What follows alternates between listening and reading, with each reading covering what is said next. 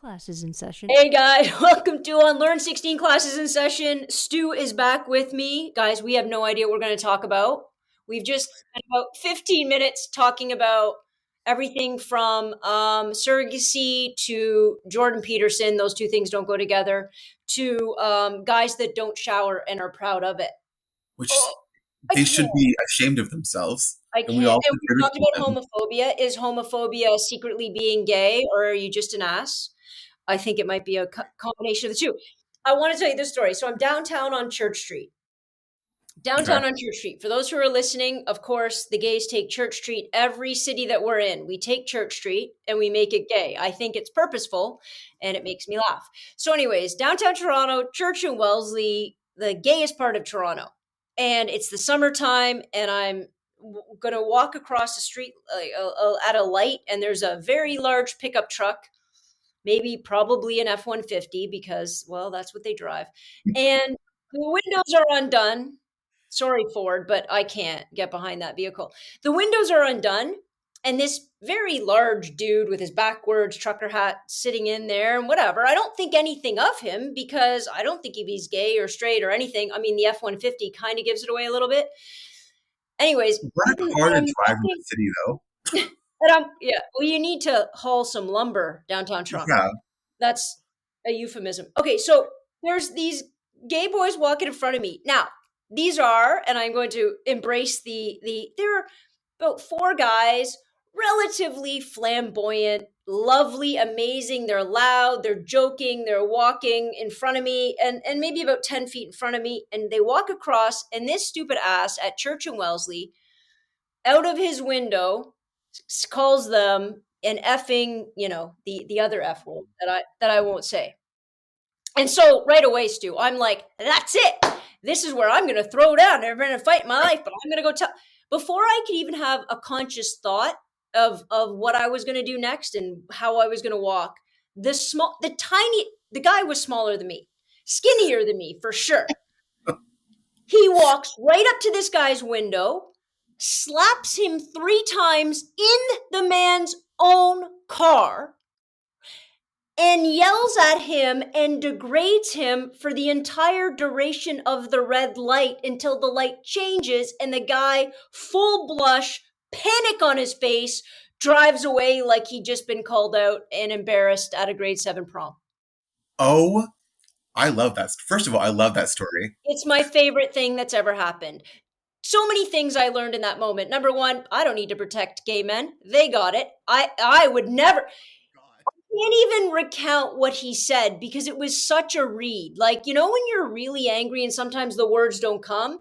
This guy, he just top to bottom. This guy had nothing left to say. And the fact that he was this giant guy sitting in his car had the tiny little guy's handprints slapped across his face 3 times, the bright red cheek. I'm like, okay, that's just, you know what? I don't advocate violence. People are going to be in my comments. Joanna, how dare, listen. Sometimes a slap needs to be a slap. I'm thinking, why would you drive up Church and Wellesley? Why would you take that as your moment? What kind of belief system or entitlement do you have where you think, I'm going to tell this guy what I think of him in his own house? Right? Like you drove with all of your fucking masculine problems in the back of your Ford 150 and you're going to yell at someone? Really? That's interesting. But also, like, why? Like, that's the other thing. Well, there why? it is, right? Because we talked a little bit about sometimes somebody's just an ass and they're homophobic. But to me, a guy that purposefully takes his dumb truck and drives in the heart of the neighborhood and then outside of his window decides to scream at people that have nothing to do with him, that guy is definitely like, that guy's just real mad. He grew up in Alliston and he played hockey and he was never allowed to take ballet. I don't know what his problem was. Whatever. Exactly. He is just angry. And it was powerful. But here's my question to you. And this is where I always kind of go with these stories. I want us to like go back. So he gets in the car. Or like when you have like a bunch of friends like get into their like Honda Subaru and they like yell On out the window. super, just a Yeah, just like they're yelling outside and they're you're a just real yelling gearhead. You're on the Subaru. like they're just yelling out of the car like slurs, just a bunch of like Yeah, f bombs, everything.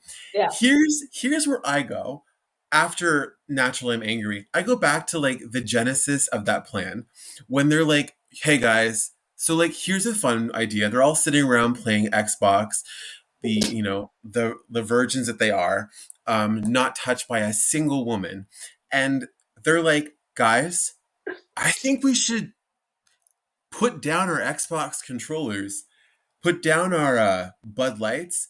Let's get in our car. Let's go yell at some gays. Let's Yeah, go tell them what we think." Like, I honestly think these people think about like the gay community more than the people in it actually think about us. Like, I would never. Can you imagine yeah. having the time and or energy or forethought to be like, I call you up. I'm like, hey Joe, I'm angry at straight people Let's for go yell. existing. Let's go to Walmart and yell at them. Like, let's go rent a Ford Let's go to F-150. Costco.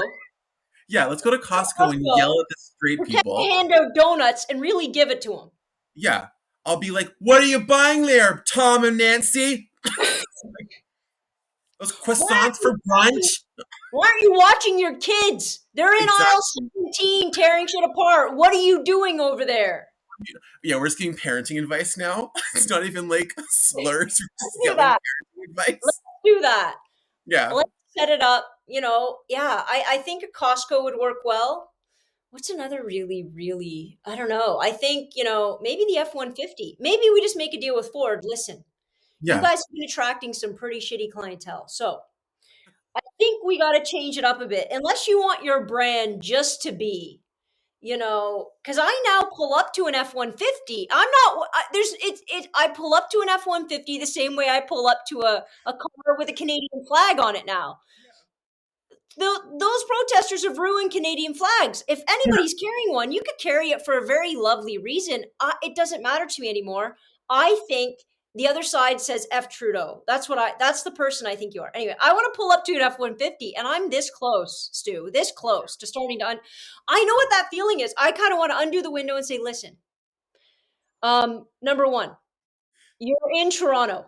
Can I see the bed of that truck? Why is it so clean? Have you ever put anything in it? Ever? No, it's Number very two, can you fix anything? And number three, why the extra big wheels? right. What are we doing with that in Toronto? Girls are Besides compensating. never finding a parallel parking spot. Never. I I just hate it so much. I hate it so I much. just I love your idea though, like us just kind of like being consultants at Ford dealerships, I just like think we should go to sliding Ford. into the room and being like, "Hi, do you pick it? You don't? But you do. What do you pick it? Hmm. What are your feelings on gay people? Oh, you don't like them? You don't get the truck.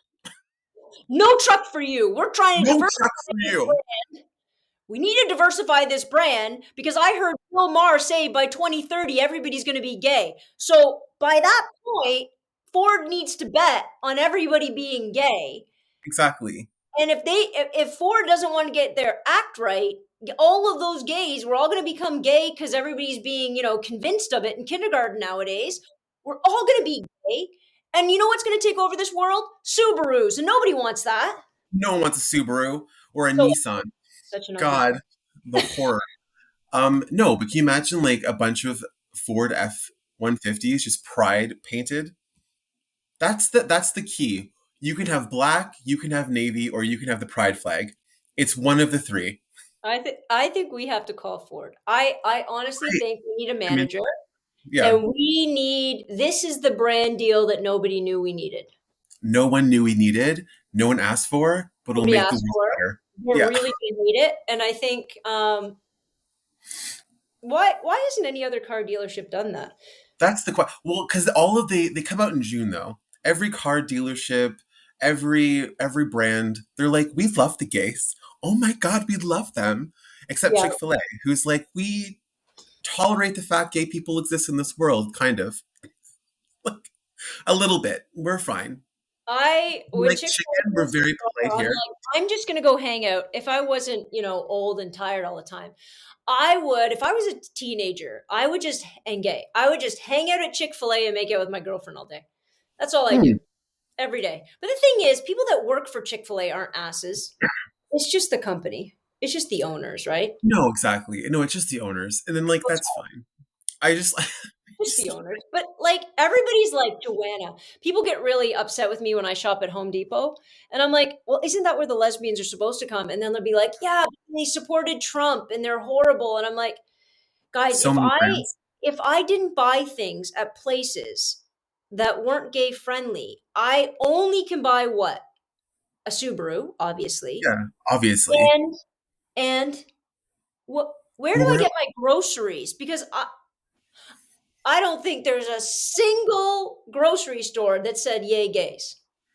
no, and Joanna, like honestly, I feel like your friends are holding you to a higher standard because you would need to buy a Ford F-150 to go hunt your own food and then cut down your own trees for lumber.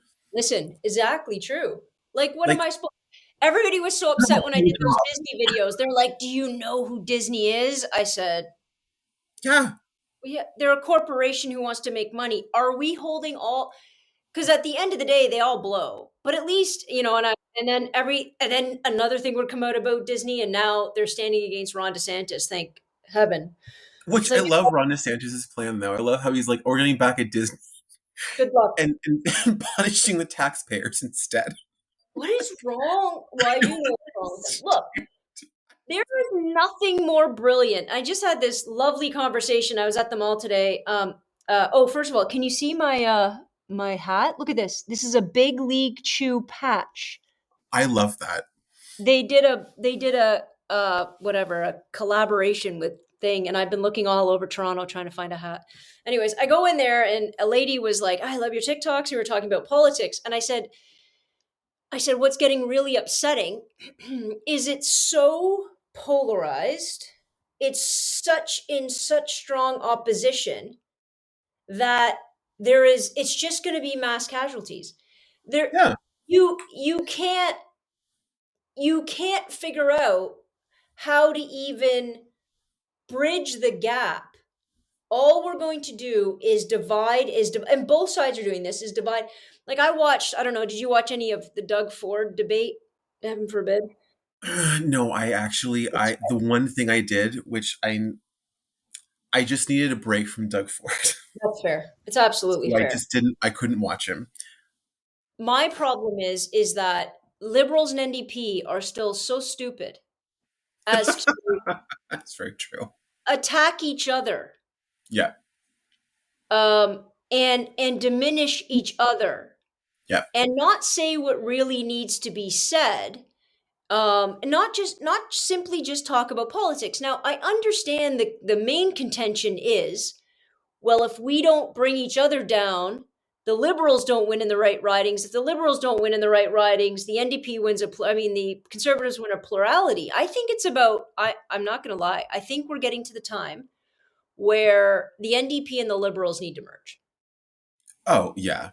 Well, that's the thing though. And this is the one thing I find very interesting about Canada, or at least the NDP and the Democrats, the Liberals, is the fact that I find it very interesting. I find it very weird that they both argue and openly insult each other publicly and then cause such a discourse between them when their plans aren't so different they can't find middle ground. And But all like they do is splinter the left. exactly. That's the That's thing. it. It's like it ends up like we end up becoming very close to a conservative majority Yeah, because it's a splintered that's left. it. We don't have the majority. We're a minority party. And it's like, it's interesting because if they just sat down and figured out the middle ground to both of their platforms, we'd Yeah. be a lot better off. But now we have like a new wave of conservatism happening as well here, which people are like, oh, will never happen in Canada. We'll never get there. Here we No, are. we will. We're getting there. We have these like very, very right wing sort of like Trumpian style political figures popping up in Canada that have a considerable amount of traction behind them, which Yeah. means that that sentiment, those feelings are here already and have been for a while. Mhm. And I'd be interested to see what would happen if we could just get the two left parties to find middle ground and be able to like have any sort of lasting change. Yeah. And it's funny. I would do it, and if I was in, in either of those parties, I would make it very clear.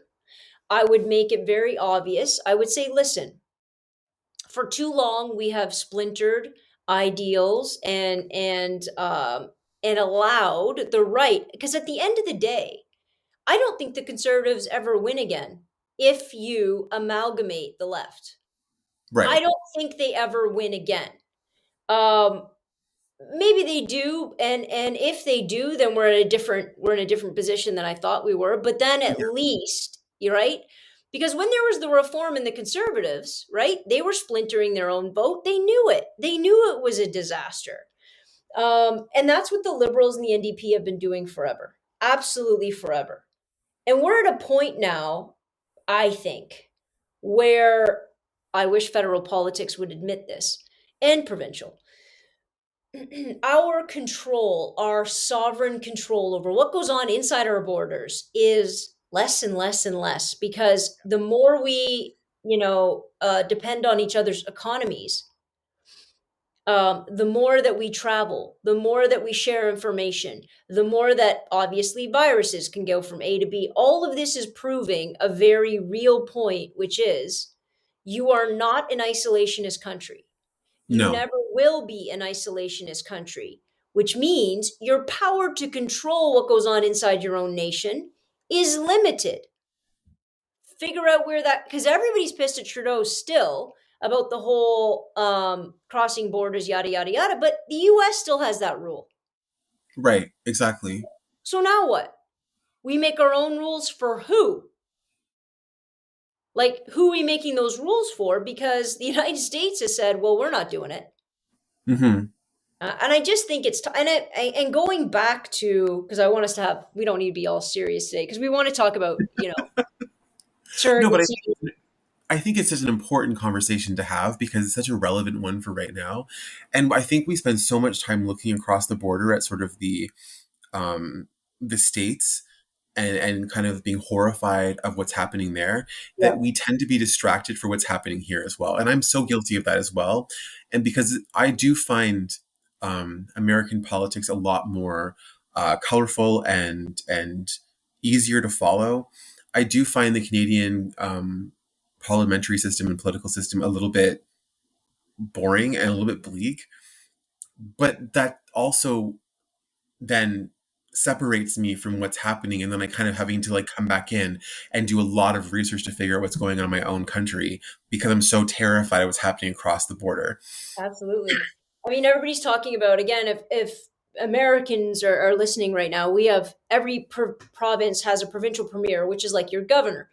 And a very special guy named Jason Kenney has been running Alberta for a little bit, and he's resigning. And everybody's like, "Yay, he's resigning!" But what people don't understand, it's because he's not right enough.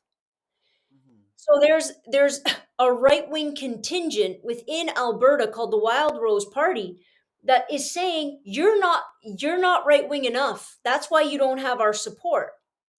Right. And this is a guy that's changing school curriculum to make it nicer because he doesn't think kids should learn about the negative aspects of Canadian history.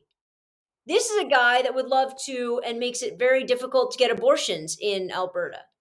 This is a guy who believes that religion should have a much more dominant role. He is very right wing. So the fact that he's resigning, everybody's like, yay. And I'm like, I don't think this is the victory we think it is. No, Uh, it's not. who's going to take his place? Well, That's what that's the scariest part, though. If these people, like, um, he's a very good example of this. If he is not right winged enough for the like, I'm pretty sure he compared the gay pride flag to the Nazi Germany flag. Is that's him, right? Back I in think like so. Yeah, yeah, yeah, yeah. It's like I'd have to look that up, but yeah. I'm pretty sure that that was one of the things he said. Um, but like that's not right enough for people. If that No. is something that we like, there's a certain sect of people in Canada who believe this and are have won a political seat and have power, and they're being pushed out of the party or out of leadership because they no longer represent the values of the people that elected him. That's Mhm. terrifying because those people have shifted so far right, um, that what kind of person or what kind of politician will make them happy, and what is their end goal. And that is always kind of what I'm very nervous about, because you get these people that you're horrified by, like you and I are horrified by him. Like a lot of his ideals, a lot of his the kind of like political measures he's taken, like really unnerve me, because I'm like, wow, people back him on this and he's Yeah, able to actually have change. yeah, But when he is openly admitting that he no longer represents the values and the morals of his constituency, and there needs to be somebody else, I'm like, what? What do you mean someone else? Like, is this not enough? Like, this is already so far outside of the comfort zone of what we would classify as a Canadian political ideal, yeah. that like the fact that I don't know, it's terrifying to me. They're throwing back to the words they're starting to use the word social conservative. So like Right. back in the Brian Mulroney days, you talk about a fiscal conservative, right? He wants to save money or she wants to save money, and it's all about bottom lines and blah blah blah, even though that really never works out, but whatever. They talk about money a lot, but then they talk about socially, they still want to be progressive. Well, this whole new group that they're calling social conservatives is a very nice way of saying religiously based, religiously fundamentalist, and religiously driven to the point of wanting a throwback to a traditional way of life. And I think here's the problem: you have a guy or a girl, doesn't seem to matter. You have an individual at the leadership of a party that wants to be extreme, and they say this: our life sucks right now, right, guys? And everybody's like, yeah, it sucks. Gas is really expensive. My job, inflation, trying to get my schools are hard. Everything seems to be harder right now. And then you have a guy standing at the front of the room saying, I'm going to make it better because you know what? It was better then. Whatever, Right. whatever bullshit then they're making Yeah. up. It was better then, but you got to follow me. And I'm going to make your world safer, and I'm going to make it more like safer physically, safer financially, safer socially, so that you can be exactly who you want to be and you can stop apologizing for being who you are. And I'm going to create that bubble for you. And then when it doesn't work because it's ridiculous, Yeah. because those aren't the indicators, it's not because I failed. It's because I didn't push far enough. That's why. Yeah. It's because I didn't go far enough. It's because we didn't take gay out of schools yet, like they've done in Florida. It's because we haven't, you know, sort of allowed for religion come back into our public system. Back in the day, kids used to say the Lord's Prayer every morning. Why did that stop? What's the pro?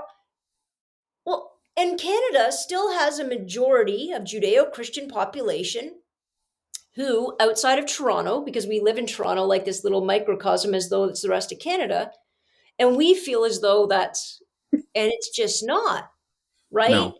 And then the more you see these things going on in the United States about Roe versus Wade and about being gay or about being trans or whatever their fight is, you start to hear politicians here start to parrot Exactly. Yes. asinine, yeah, structures, belief structure, and all under the illusion, all under the guise that don't worry, your life is going to get better. Your Right. world is going to get better. Just listen to me. Let me take the helm. Let me take the direction. You know what I'm saying? Mhm.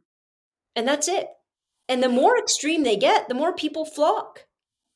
Well, exactly, because what they end up doing is creating a common threat and a common goal. There it Is is. is that this over here, this wave of quote unquote socialism or like political correctness or wokeism, that is the key to all of our problems. So what we have to do is kind of go back, way back, Mm-hmm. and start again, reform, make America great again, make Canada great again, 100%. um, get back to our like ideals and traditions and old like time values, and then that will make it better because we'll all be okay again. And all of this other stuff that we're currently talking about, these invisible and visible minorities, they're causing problems. They're causing us to distract from making the country great. We're making us ashamed of being Canadian or American or whatever, Christian. Uh, and it's interesting because what's happening now, and with the kind of anti-gay sentiment and like the horrific amount of uh, state laws that have popped up against against abortion in this kind of like period between the Supreme Court actually officially overturning Roe v. Wade, it's turning more into the Republican Party of the United States becoming a theocracy than Mm-hmm. anything else. And that Sure. is the scariest part because what and everyone should be kind of terrified, actually should not be kind of terrified, actually terrified, because no one's rights are safe. Mm-hmm. Because right now, if we're gonna, I think you said this in your TikTok, if we're going to trace it back to the Constitution and be originalist and make sure that all of our laws Yes. and all of Problems. our stuff, we have some major problems to deal Right. with. And I Yeah. don't understand how people are not talking more about this, and like on both sides the aisle, because Yeah. no, I just it's terrifying to me. It's horror, and like just like the people that come on those talk shows and speak at like the pulpits, and they're going like, we need to protect the fetus, and there's no conversation over here about the mother or like Nope. or the woman. It's terrifying to me that they can completely divorce themselves of cause and effect. But they make it so singular. And Yes. and when you boil down, the reality is of any politician ever, any politician that says they have a black and white answer, they're lying. Let's be real Mm. clear. Any person, whatever your political, anybody that says, I have the answer, the only answer, I have the answer to solve that problem, they're lying, they're Yes. dumbing it down, they're oversimplifying it so that you can do one thing and attack that one problem, make it seem as though you're going to be effective, and not be honest with the reality that this world is filled with intersectionalities and problems upon problems that mitigate, that build the foundation for another problem, and it's a whole pyramid of stuff. And the bottom line is, nobody wants to hear that, because nobody really wants to hear that their country has been built on a little bit of a of a faulty foundation. Because if Right. that's true, that's it's scary. The Right. idea of revolution and that kind of change is terrifying. So we would rather have politicians say, don't worry, I'm going to paint the house, I'm going to put in new windows, I'm going to repave the driveway, I'm going to do all of these things. So aesthetically, you keep thinking you're living in a safe house, but there's going to be one shift of the earth, and that Mhm. crack that's in your foundation is going to bring the whole thing down. Right. And and I feel like COVID really shook everything. um, but it's funny. We talked about, well, if business is shut down, it'll be the end of the economy. Was it? No. Did it? Did it end the economy? We're saying, look at this inflation, and I'm looking at profit margins of major corporations, wondering, is it inflation, or Corporate is greed. it people taking advantage of a particular circumstance in a capitalist system that they could take advantage of due to, because if it was war, governments would have said no war profiteering. How the Exactly. hell did nobody say that now? Well, because we're so, uh, we bow to capitalism so much that we don't care when it has flaws, that we don't care when it shakes the foundation. And when I say that, people come at me, you're such a communist. Look, it's not a binary. It's No, not, I'm a capitalist or I'm a communist. There's not two ways of being, right? I think there isn't two ways of being, but I think it's so funny that um, for so long we have heard kind of um, the search for American life is like life, liberty, and the pursuit of happiness. Right. Um, it's it's interesting because if you're looking at the political practices and kind of institutions and laws of the current day Republican Party in the States, that is not true. Like Hmm. it seems like they are legitimately becoming more and more hostile to both a liberty and virtue. Like no one is able, like they promote free speech, but it's only the speech in which they agree with, which Right. means anything outside of that is considered wokeness and therefore is cast off and kind There of we go. brushed aside. There we go. And it's interesting to me that they're kind of art like speaking out of both sides of their mouth. They can say that we need to get back to life, liberty, and the pursuit of happiness back from like the golden era. What like the Reaganism Republican Party or the party of like Ronald Reagan is dead. Like, so what golden era are we going back to? Because I think once they pinpoint that time that they're trying to kind of push the country back toward, Yeah. because it seems like all of these kind of like demagogue Republicans all have a different point. They're all Hmm. pushing at some back farther and farther where minorities have no voice, women have no voice. And also, I was thinking of this the other day, and I would love to get your opinion on it because this is one of my like panic spirals as I'm lying in bed at night. Um, if certain states are going to basically criminalize abortions and uh, and like have miscarriages classified as murder, um, women become criminals. Yeah. Therefore, in the United States, they lose the right to vote In some states. Yeah. in some states. I So, never knew that. You know what's interesting? I mean, I knew you don't get to vote when you're in prison, but I never knew that in some states, according to some crimes, you never get the right to vote back again. Uh, how is that fundamentally forget women for a minute. How on is that fundamentally democratic? right? How on earth? I get it. You pay your debt to society, you go to jail, you do whatever you do. If you're going to let this person back out, they now have the same rights and responsibilities as every other citizen. And actually, they probably have a heavier weight of responsibility because nobody ever wants to hire them again. And you're going to tell them they don't get to be a part of the political process that decides their fate? Yeah, there's like I think there's like I think I I don't know how want to many. say I think the statistic, and I only have the 2008 one because I was talking with this with a friend and I looked it up.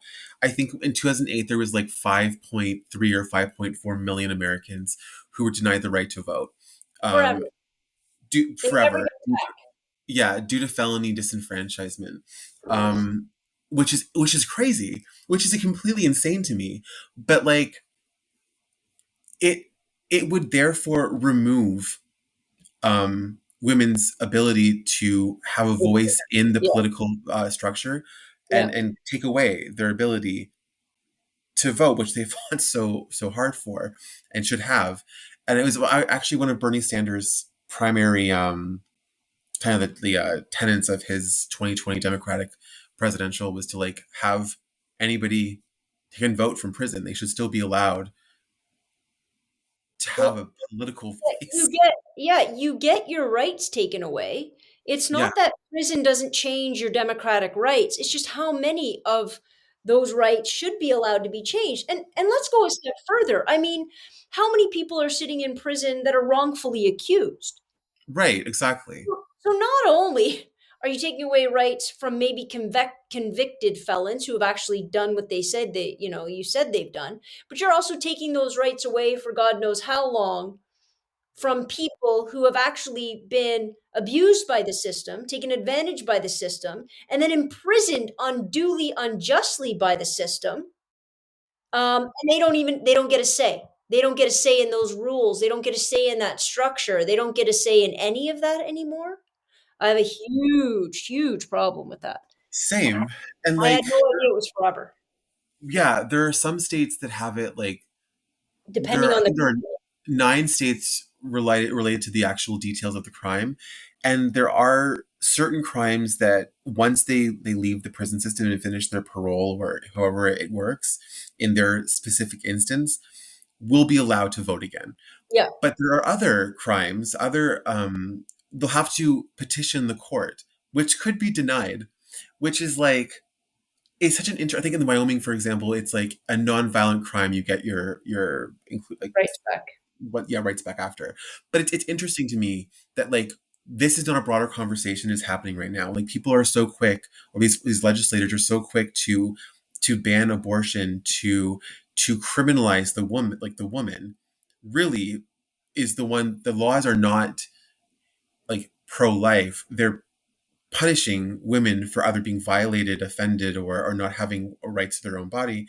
And Right. then a larger conversation is you keep punishing them because if they have something that happens to them, or if they take the right to make decisions with their own body out of state, they will lose their political voice for simply exercising their freedom of autonomy,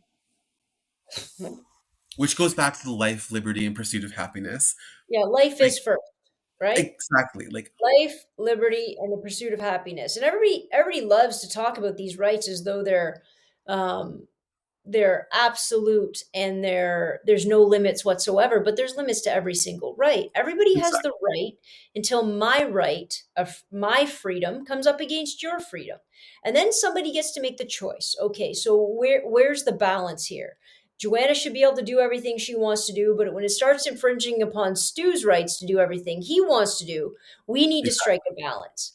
And the Exactly. point of a fetus as opposed to a woman is striking a balance. Who, at that point, whose right matters more? Because that's what you're talking about. And when you're talking about cells that you can barely differentiate, like I've seen just the most ridiculous TikToks go around where it's like, this is a human fetus at 8 weeks. Oh no, sorry, that was a horse. This Exactly. is a human fetus at 9 weeks. Oh no, sorry. Oh no, no, no. That was a dog. Like you the ability, and so we're constantly having to take that into account. And then I think about our justice system, and I think about it here too, because I think the biggest failure of our justice system, to be honest, and this is why the rich love our justice system so much, is the fact that you can pay for advocacy. So, if you have a boatload of money, you're going to sit those 8 guys beside you just like OJ did, and guess what? You're more likely, not guaranteed, but you're more likely to work the system. You're more likely to do better. You're more likely to get off, even if you've committed the crime. And then vice versa. You don't have that money. You don't pay for that right. Well, you know what? You're getting Amber Heard's defense team. Like, who the hell are they? I feel so bad for that woman because she's being ripped across Well, that all defense, social media. I can't, like, first of all, that is a crazy house. Like, Yeah. there's all sorts of medication and padded rooms that are needed over there, all sorts. But the notion of my fate rests in the hands of somebody, and let's be honest, 9 times out of 10, it's not about finding the truth. No. It's about manipulation of fact, and it's about understanding and manipulating the law so that you can have procedure and whatever work in your favor at whatever given moment. And all of that takes money, and all of that takes time and expertise, and then you associate it with money. And as soon as you do that, as soon as you do that, and we start saying why our legal system is so important, it's it's evaporated. Hmm. It's absolutely evaporated. Yeah. And so a lot of people are like, yeah, but Martha Stewart went to jail. Are you Martha Stewart went to a country club with bars. And Like, she makes more money now yeah, than when she was in prison. In fact, I believe she started making more money because rich people with a charisma or a character, they still get to use even prison as being something that's going to enrich their lives further down the road rather than the opposite, right? Martha Stewart never had to worry about getting a job when she got out. not at all. God. But it's infuriating. When people Isn't talk about they talk about democracy like it's so one dimensional, right? It's just like everything else. well, We I talk think, about our rights to vote like it's the only aspect of a democracy, and it's just not. but I think it's really interesting that like I think this is a spectrum of like the criminal justice system, and we can get kind of a larger conversation about it.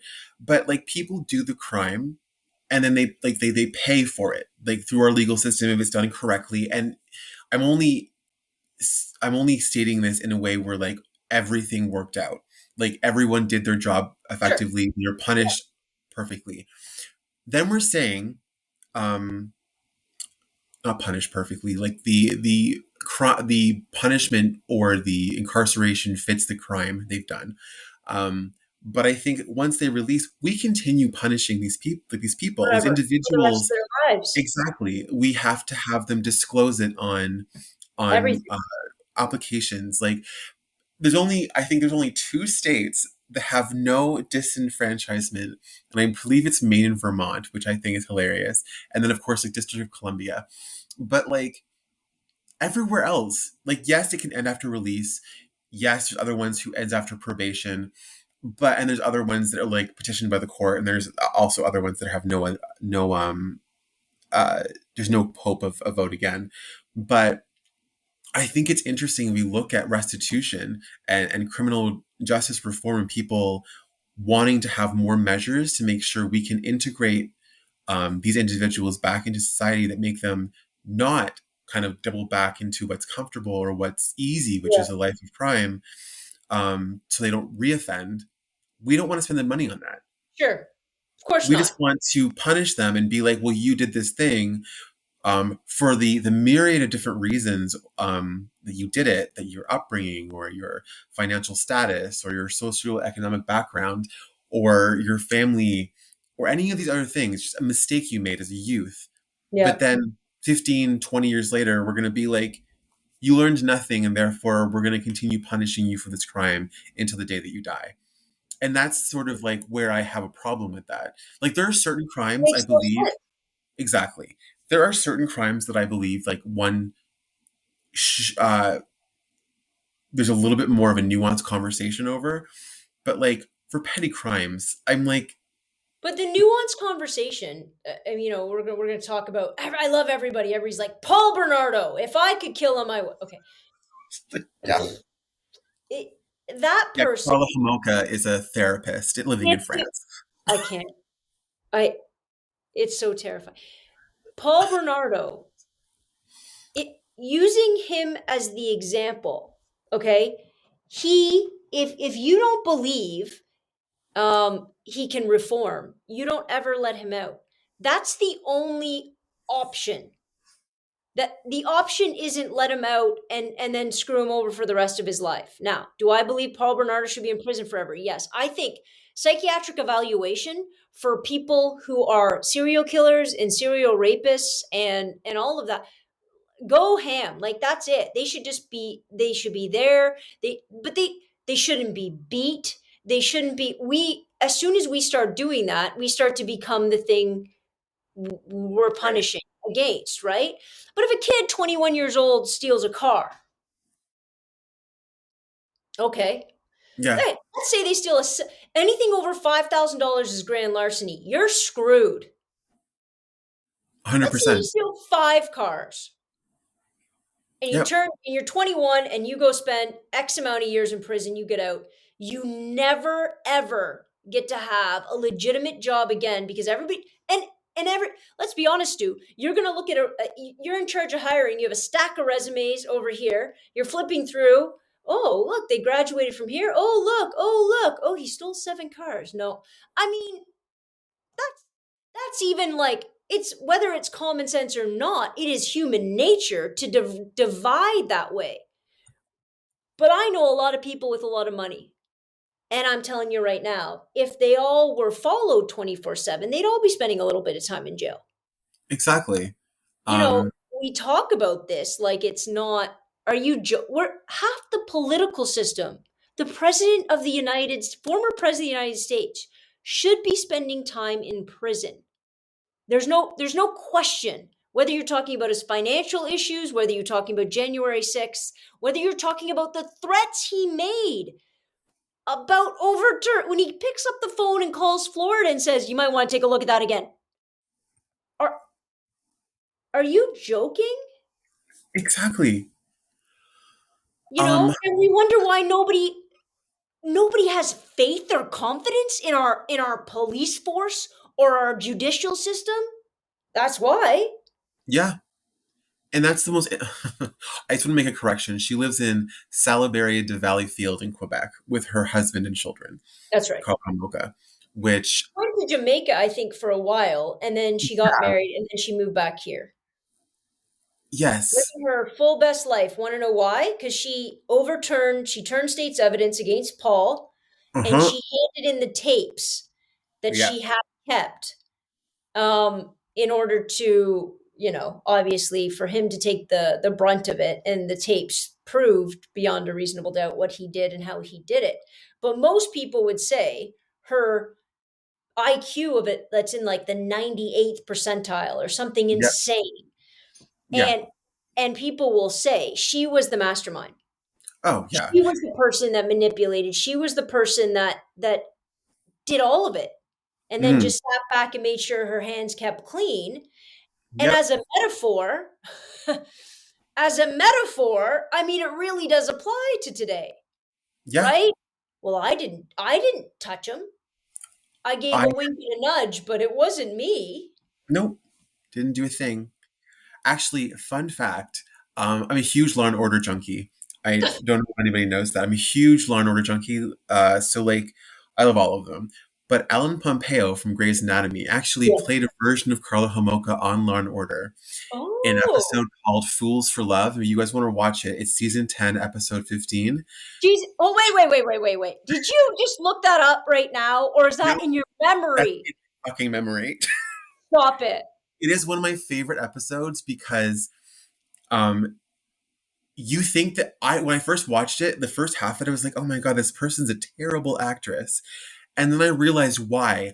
She's playing like she's acting terribly to cover her crimes. And at the end of it, does a 180. And I'm like, oh my god. And then she ended up getting Grey's. And actually, she ended up getting a movie called Moonlit Mile, which I think everyone should watch with Jake Gyllenhaal and Susan What's it Sarandon. called? That was Moonlit Mile.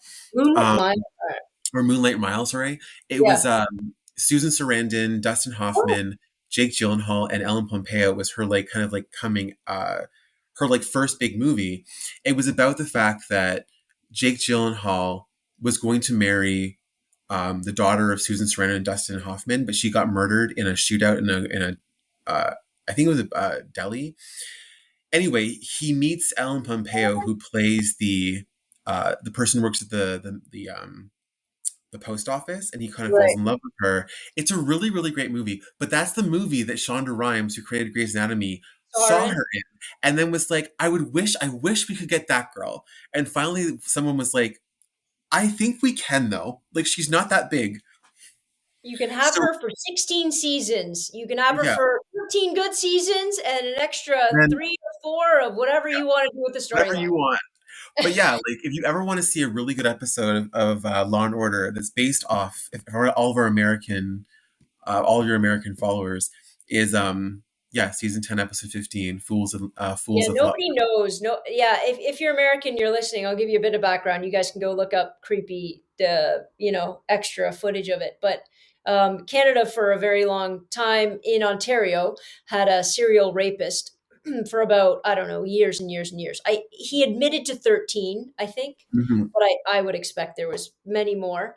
And then it was when I was in high school, so in the 90s, um, two girls went missing, and later it was found out it was Paul Bernardo, and he had a partner in crime, which was Carla Homolka, and they lured in young girls, and then they did horrible things to them, and then they killed them and cut them up and threw them in the river near Brock University.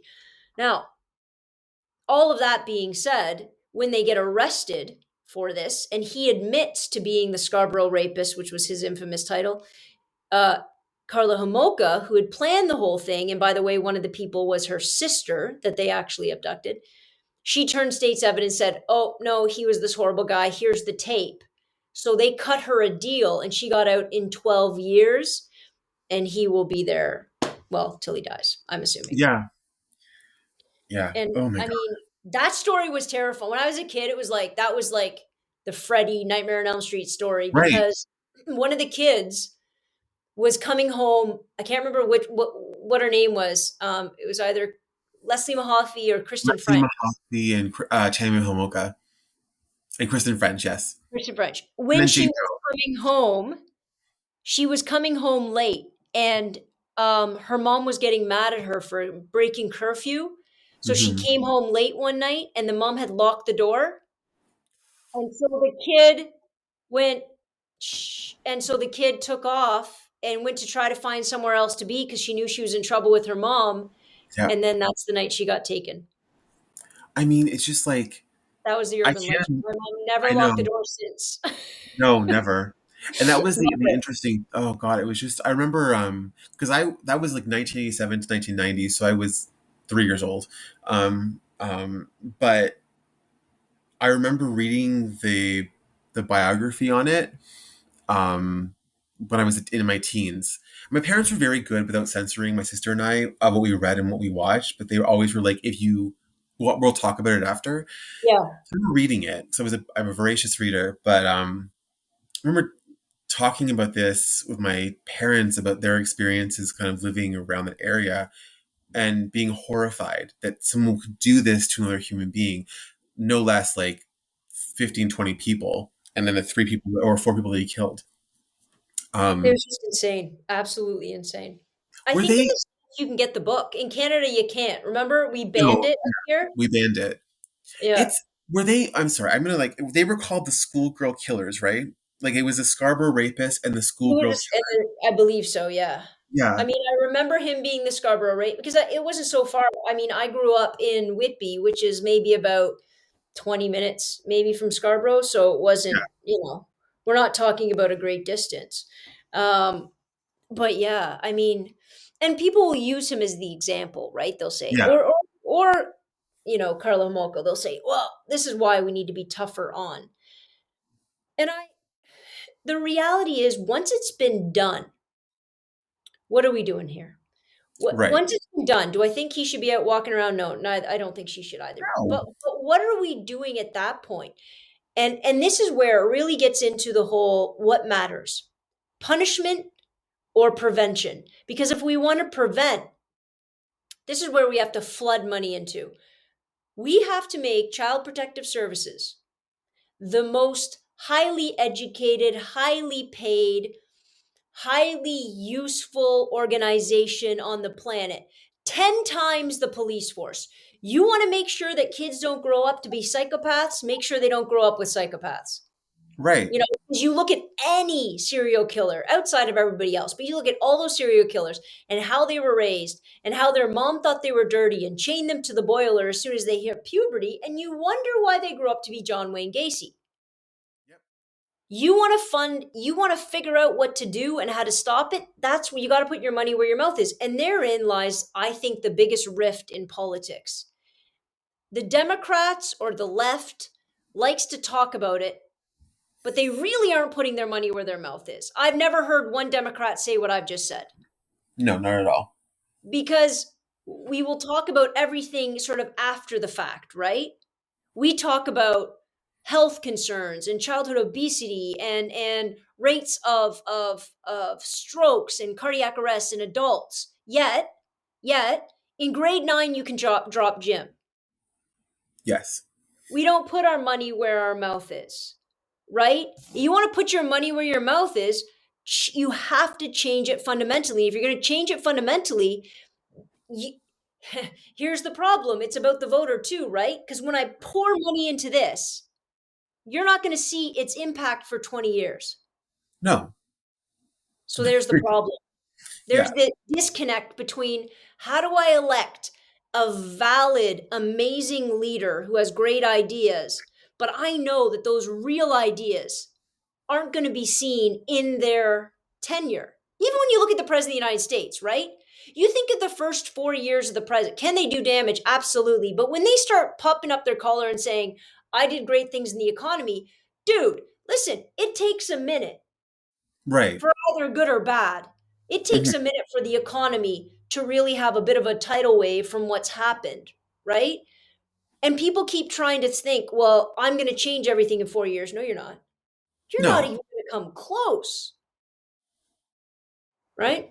But what you can do, and this is fine, I always find interesting, and the fact that you brought up the kind of the presidency is interesting, because it's like I always like when there's a shift in kind of the guard and the Democrats take over, the Republicans take over, and all these things. There's just a lot of retooling or reworking or stopping like infrastructure economic plans, and I always wonder where we would be if we didn't try and start from scratch every couple of years. We were Right. able to sort of build on and add a flavor to certain things. Yep. Like if there's already an economic spending plan and an economic like comeback plan or plan to combat all of these things that you've mentioned, what would happen if like 5 terms of presidents came in and didn't stop it, but maybe molded it a little bit, didn't end it, didn't try and retool it, but ended up just working on that and being like, okay, this is working. I see what they were going with this, but my expertise actually lends itself to this aspect of it. Instead of working together and becoming a true bipartisanship, we end up insulting one side of it, being like, they're trash, they have no idea what they're talking about, nothing will get done. And then the other person starts with like bringing everything back down to the floor level, like abolishing the foundation that was built and Yep. starting from scratch. And then once again, we have someone else come in and go, that person was a moron, let's go, this whole thing. I think It's like a therein stop lies and the start. problem because they're always fighting for their job. Well, So if I'm exactly. always fighting for my job, I got to make sure that you always remember that the opposite, whoever the opposite Right. are garbage. And if I don't do something to prove to you that they're garbage when I take office, if I have the intelligence even Hmm. and the forethought to say, you know what? That one thing the Republicans did or the conservatives did, I kind of like. I think it was a good thing. I'm screwed. Because Yeah. what's going to happen is the other side is going to use that to mobilize support and to say, listen, if she would have listened to us on the other things, think about how far Right. she knows we're good. She knows we're right. But that also comes down to the voter to some degree. Yes. We got to stop being stupid. And I mean that in the true sense of the word. Not ignorant, stupid. We purposefully, all of us in some way, shape, or form, want to hear somebody say, don't worry, I'm going to take care of the environment, but it's not going to cost you anything. Right. Don't worry, the education system's going to get better, and I'm going to actually lower taxes. Don't worry, the Canadian economy is going to get better, even though we're relying on all foreign manufacturing. We will figure out a way to retool it and make sure all those people that worked for GM for the last 50 years now have a different kind of job making the same. Don't worry, I got it. We need to stop being stupid and Yeah. believe, and that's from everybody, right? That's from everybody. Now, the conservatives in Canada wield it in a very particular way in which they say, you know, it's all about cutting the fat and don't worry, it's the gravy train and I'll tighten everybody's belt and we'll give you the same social services. And then I flip over to the NDP, who in Canada, just so or my Americans understand, is the very left of our spectrum. And they promise you everything under God's green earth. Hmm.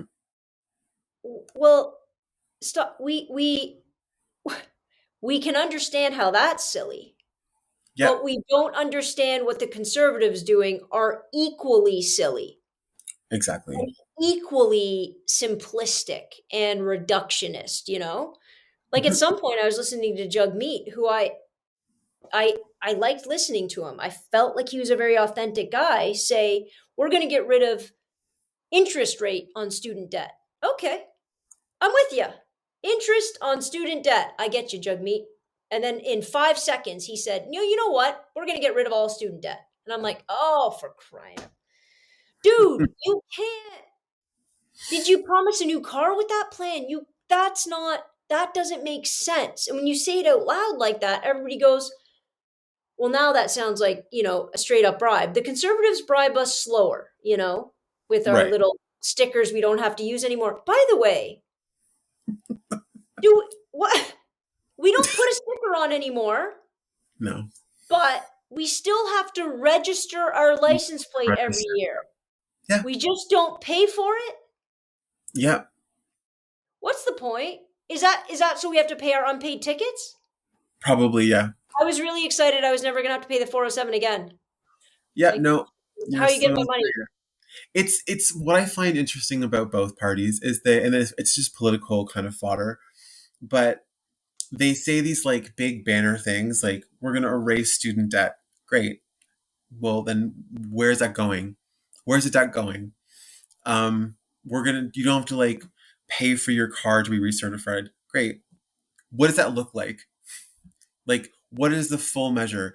And it's like we get stuck, and it's again up to the voters to look more in depth, but it's also up to the politicians to explain the platform, because like we had the same issue when it came to Joe, like, or not us, but like Joe Biden's exactly the same thing. He's going to erase student debt. Hasn't happened. Won't happen. It won't happen. It won't pass.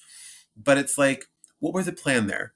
You're going to erase trillions of dollars of student debt. I think it's a great plan. How are you going to do it? Because Like, what? you're gonna have people voting for you because of it. But how are you going to fulfill that thing with the well, you're only the minority, like you're basically just won the House by a couple of votes. How are you I gonna do it? I feel so frustrated by the whole thing. Like Same. I think about student debt and I think about going to university and all of that kind of stuff. And then I think about where I live. Yeah. And I think about all of my students, right? Now, my students, most of them won't have to incur any debt. So I'm going to separate those. But the amount of kids that say things like if you live in Toronto, again, we have York University, U of T, Ryerson, we have amazing colleges. We have like four major colleges all within Toronto. Hmm. But these idiots say, I'm going to go to Western. I'm going to go to Queens. Why? Not because there's a program that draws them there, but because they want to live away from their home. Not because their home life is awful. They're just tired of Right. being. And if you're going to make that choice and incur $25,000, $30,000 of debt a year because you don't want your mom bugging you anymore, I don't feel the need to have sympathy for that. Right. What do I have sympathy for? I have sympathy for kids who live nowhere near a university, who want to get an education, who have no choice but to move to that place. Good. Let's have debt alleviation there. Right. Half the kids that were on OSAP at Western, it was hilarious because there's always ways around this system, were Hmm. driving BMWs to school. Why? Well, because they've lived away from home for 2 years. And if you've lived away from home for 2 years, you can apply for OSAP. For those who don't understand, OSAP is you borrow money from the Ontario government. You can use it for the duration of your education, and you don't get charged any interest over the 4 or 5 year span. And 6 months after, you start getting charged interest.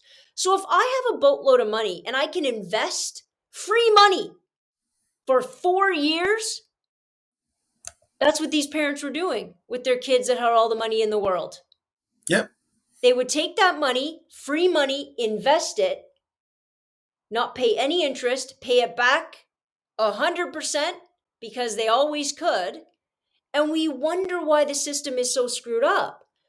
We need to talk about those issues rather than, well, let's just give everybody everything is free nowadays. You know what I'm saying? Yep. tuition's not that bad. You can save up money for tuition in the summer. Everybody's like, you can't work anymore and save up money. Well, yeah, you can. Tuition's $7,000. Yeah. You But can, also too, like you there can are other do. options as well. If you don't want to pay tuition, go to a foreign country. Germany offers a tuitionless, free education system. You pay the administrative fees. For foreign students? Yeah, for international students. Basically, it's a free education system. They will ask you probably to pay the administration cost depending on the university you go to. The only thing Wow. you have to do, if you need a visa, a student visa to get there, you must prove that you can make 10. Uh, you have a budget of 10,000 euros a year, which amounts to about Wow. $850 in student living expenses. So they don't want you on assistance programs. They want you to be able to afford and live yourself. If you can work and go to school at the same time, great. But Interesting. I had you no can go to idea. Berlin, Stuttgart, Hamburg, Bonn, Dresden. Czech Republic also offers free university. So it's like these things again, like there are other options. I just like there are different ways around it. But again, in Canada, I agree with you. If you are if you are in Toronto and you have all of these universities at your fingertips, and you want to Yes. live abroad, you want to live outside of the home and go, Just because um, you don't want to be in your mom's house just anymore. exactly, you don't want to be at home for a reason other than the fact that maybe it's a toxic environment. Sure, that's a different, 100%. That's a different yeah, conversation, different right? That's conversation. a different. Exactly. This is why everything is like a shade of gray. Well, But there it's you like go. you pay for that then, because you would Mhm. be paying for that anyway if you left the house and paid rent in your own place. Yep. The only thing different is the fact that you are framing it under getting an education which you could get close to home. Absolutely. So it's You know? like there are options here. I don't think there should be trillions of dollars of student debt. I don't think anyone should go bankrupt over No. wanting to get an education. But I also don't think that the full scope of student debt should be wiped clean if part of that debt is you having living expenses. Well, and it also can't be retroactive. I listen. Exactly. The notion, and I know I've taken up tons of your time today, but the notion that we can go back and Happy to do change this. I love this. I the do no have to pee though. Can we like stop for 1 second? can we I'm gonna stop? wet my pants. Give me like 1 second. Like After these messages, Stu is now taking. I'm not even going to stop recording, so make sure you run the water or something.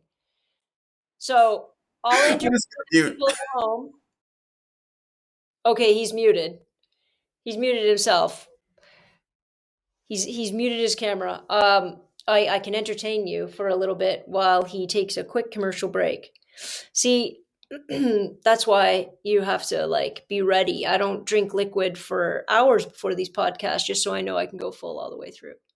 But I think going through, just as we're carrying on a little bit, I think the notion that you can go back and change contractual obligations that were made, however they were made, because I know in the States they were making lots of changes to those laws after the fact. I don't think that that is legal. I don't think the fact that that should be allowed.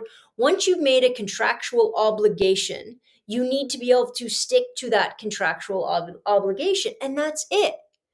That's the way it works. Now, if you want to take away interest rate on that, cool. But the money that you have paid because you wanted to live on your own because roommates bugged you when you went to university, that doesn't get to be on the taxpayer's dime. It really doesn't.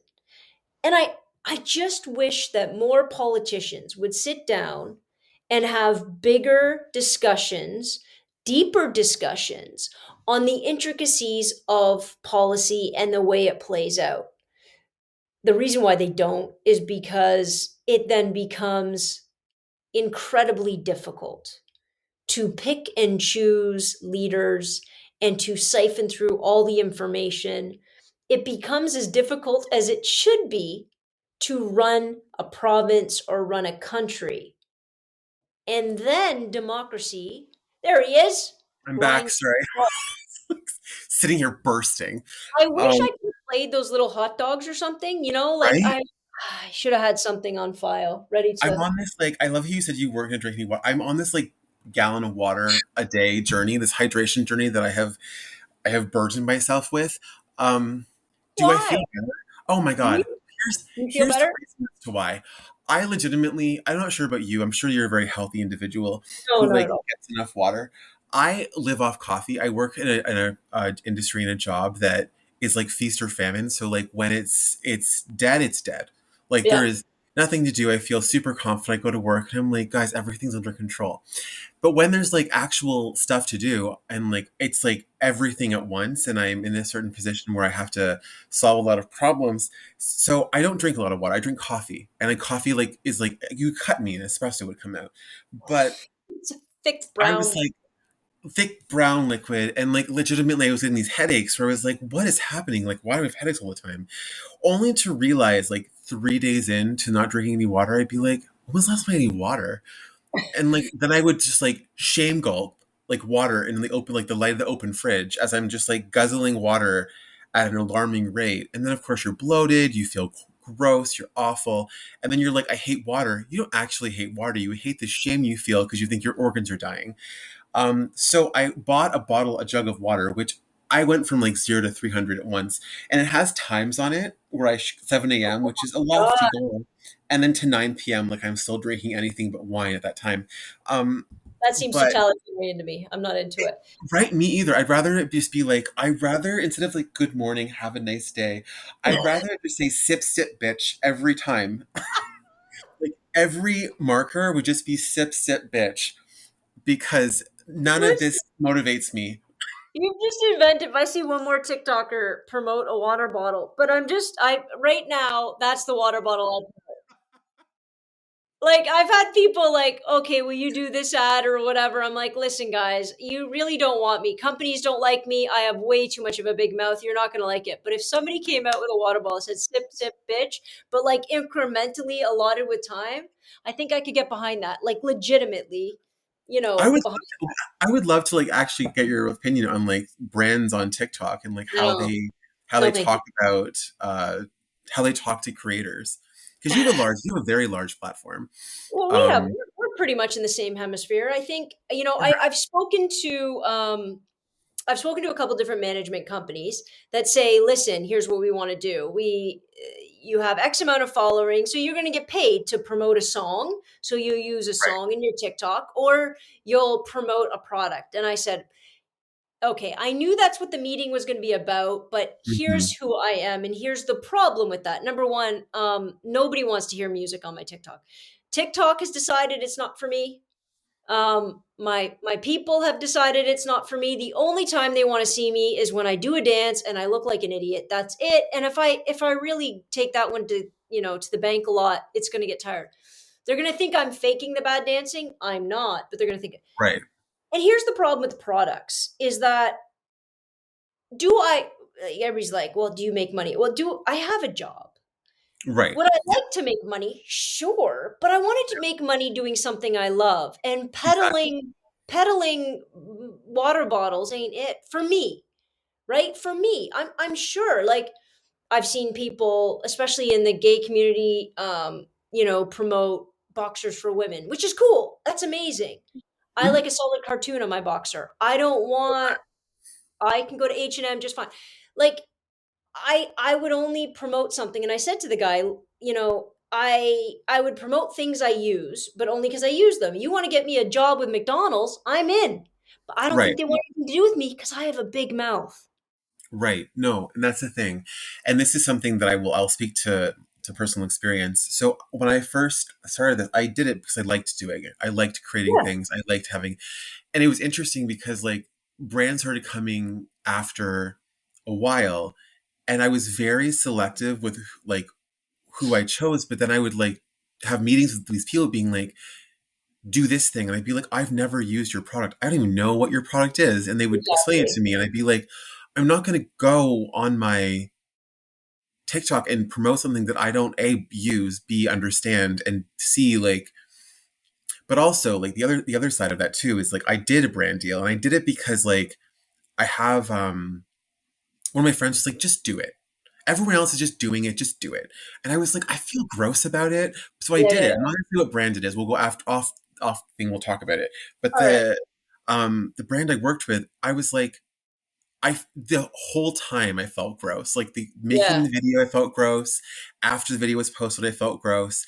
Everything I felt gross about. And that video did somewhat well. And I was like, and it just made me feel because I sent a script in. They changed the script, so it doesn't even sound like me. Oh no. Um, See, I wouldn't. I would end yeah, it right there. I'd be that's what done. I said. I was like, I don't like this, and they were able to come back from it. But I just the whole time I was like, it feels like if I'm going to promote something, I want it to be something that I believe in. And that's what I've said to, I have a manager now. She's wonderful. She's one of my friends. Now we're like, good friends, but like she understands it. Like she will be the person between it, and she'll be like, it's just on him. No, Yeah. like he doesn't use it. He doesn't want it. No. And then she'll bring me stuff, be like, what about this? And I'll be like, sure. But Yeah. like, I guess also for me, it's like, where do they want it? Do they want it on my page? If they exactly. want it on my page, then Yeah. it's got to be in line with who I am, because I'm also like, the whole reason I'm on TikTok and the whole reason I've done any degree of well is because it's just who I am. And Yeah. I start throwing in, I keep using water bottles because heaven help me if I see one more water bottle push. Mm. But when I start doing stuff like that that doesn't make sense to me, um, then I'm then everything else I say loses legitimacy. That's what I said. Yes, exactly. Exactly. Right? Because how can they trust you again? You can't. Like, Well, because you like that's what I said. I was like, I went to exactly to my I went to my manager and was like, I will never do this again because if anybody finds out how I feel about this thing, yeah. like truly, how can they trust anything else I say? And then she was like, well, they'll forgive you for it. And I'm like, I don't want them to ever have to be put in the position What do we to do? Yeah. forgive me. Look, what are we doing? What are we just going to use TikTok to roll out as many ads as we can until we kill the platform and then move on with the rest of the life? Right. And I said to this management company, it was a wonderful young guy, and I said, "Listen, here's what I want. I TikTok has been amazing for me to be able to Mhm. talk and meet amazing people, and I've been able to create a podcast and have longer conversations. I've been able to do all this stuff. I want to be able to do TED Talks. I want to be able to do like conversations. Like I want to be able to go places. I want to be the anti Jordan Peterson. This Yes, kid, I would. this kid didn't know who that was because he was from England. But I'm like, I want to be the anti that, right? I want to be able to have that banter. That's my goal. I want Yeah, maybe to be able to write a book. I said, if you can make that happen, go ahead, take my money. I'm in. And the kid's right. like, well, that's really not what we do, but I really would like to have you in the company and I'll try to figure that out. I said, cool, but I'm not going to sign anything with you. But if you get me, if you say, Joe, I want you to go talk in England to, a thousand kids in a school, cool. I'll be there in 5 seconds. That is exactly what I want. Exactly. And that is in with what I want to do and who I am. And could it make money? Sure. Yeah. But I see it as with some longevity. I see it with some impact, right? Not. Well, this is the Although thing. I am wearing this. Can you see this? It's a Mr. Dress Up. I love Mr. Dress Up though. Well, this is Retro Kid. It's a company made out of Scarborough. You should go check them out. And they sell everything from when we were kids. So like they're coming out with so this is Mr. Dress Up. I have bought hilarious House of Frankenstein stuff. I have bought Munchos. You remember those three little guys from the chip bag? Yes. Oh my god. Like everything from our childhood, they're bringing up and they're are you looking at it right They now? have Inspector Gadget stuff. They I just just saw it. Inspector Gadget. I God. love this company. I have sent them so many messages. I don't even want free stuff. I just maybe can I get it at cost? And I'll promote you all day long because it's who I am. Oh my God, they have Reading Rainbow. I Stop. bought Sesame Street. I No. I bought the shirt that says, remember that Sesame Street? I went to the store and I got a stick of butter, a quart of milk, and a loaf of bread. Do you remember that? Yes. Yes. Have that shirt. You don't. Stop. I do. If I could show you my closet right now, you'd see that I've bought one of everything they have. And they're coming out with Care Bear stuff in 3 days. No, they're not. Shut up. 100%. Well, I guess what I'm wearing when I go back to work. I'm This is wearing what Care Bear stuff because I'm on vacation for 2 weeks right now, and I'm going to change my whole wardrobe. This is what I'm saying. This It's a is who I beautiful am. and it's a great company. This is Yeah. my point. So, at that point, I reached out to them. Now, the funny part is, I keep saying, can we collab? And they say, thanks so much for your support. And then don't talk to me. I'm like, damn it. Can we just. Like, damn it. I'm trying to say I love your stuff. Oh my god, the Inspector Gadget Go Go Go Gadget Mobile t-shirt. I'm out. I'm done. It's Take all all of good. my money. The quality Um, is amazing. And just right down to like, they have these little things, like little tabs that say Retro Kid on the, like just nice little details. I love Everything it. about the Oh company. my god. So, if retro kids listening, for the love of all that's holy, please. Yeah, please. But see, Serious. if Lid said, Joanna, put on her, I'm like, I don't even need to buy your product. I have about 50 of your hats.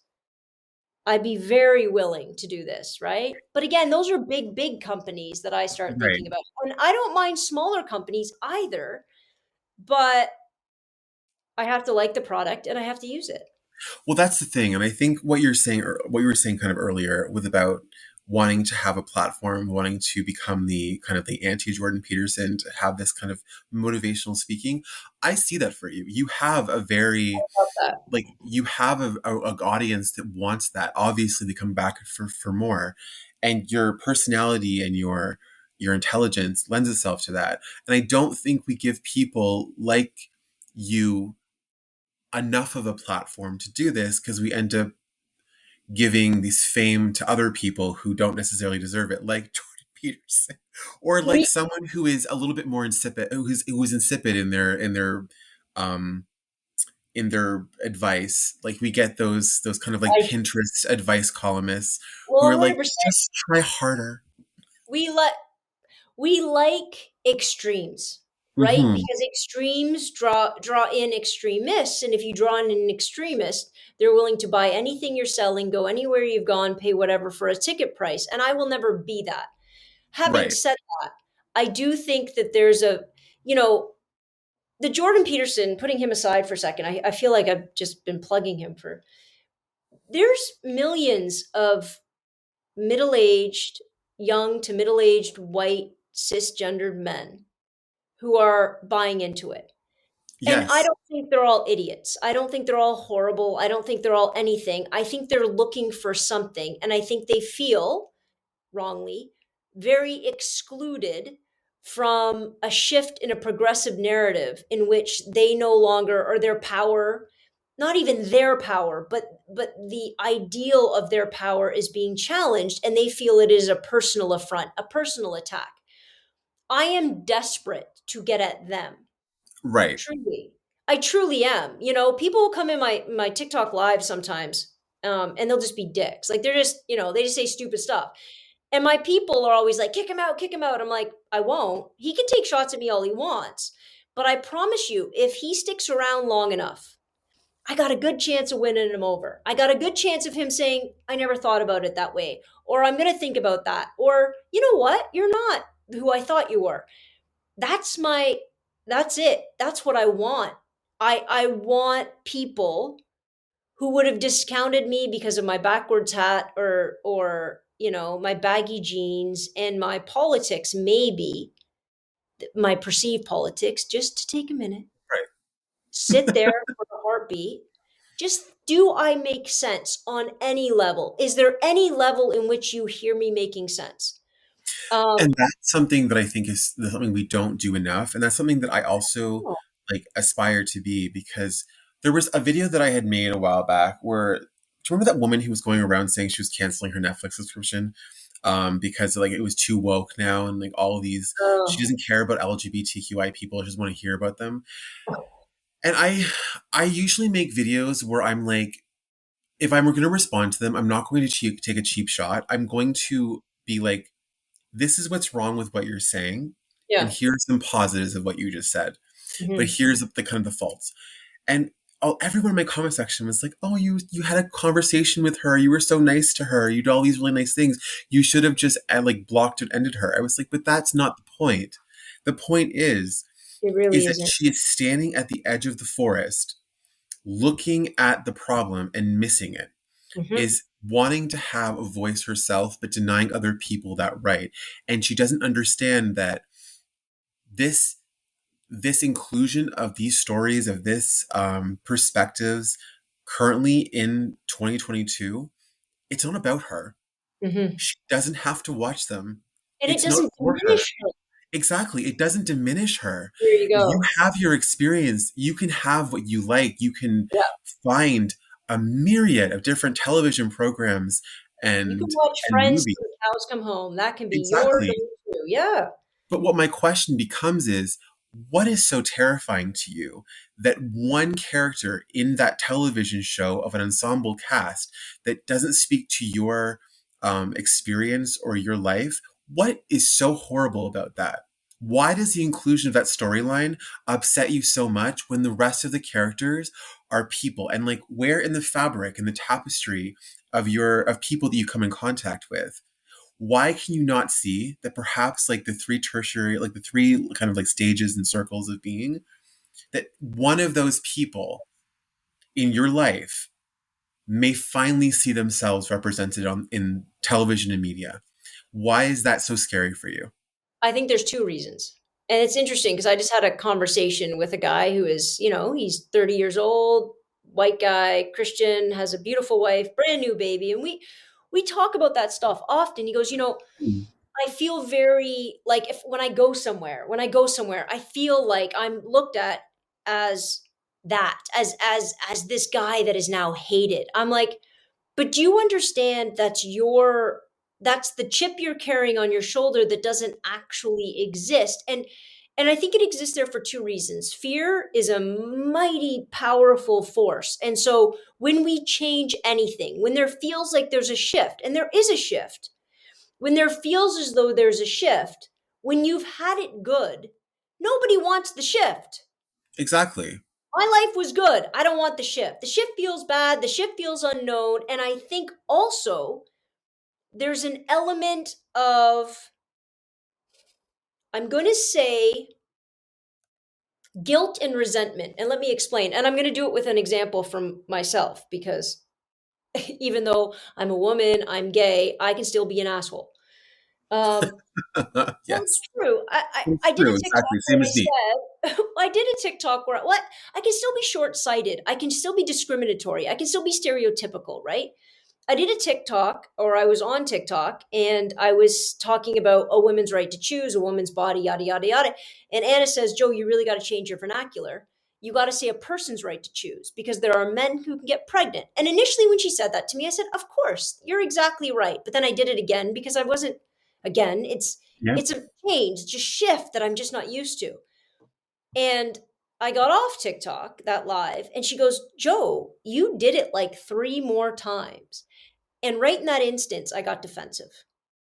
Right in that moment, I went, listen, not quite this aggressive, but like, I'm a good person. I fight for all, like, everybody gets what I mean, right? Yes. Everybody gets what I Exactly. mean. And then you're pushing a little too, right? And then I had to take a minute, Stu. I took a minute and went, did I just become a Yeah. white cisgender? That's who I am right now. And then I thought, that is my moment. Okay, now I gotta really internalize it. Now I gotta really understand that I was 100% wrong, but for a minute, just for a minute, I got the feeling where I felt attacked and I always thought I was a good person. I'm a good person. I'm a good person. Now you're telling me somehow that I'm not a good. She wasn't telling me that.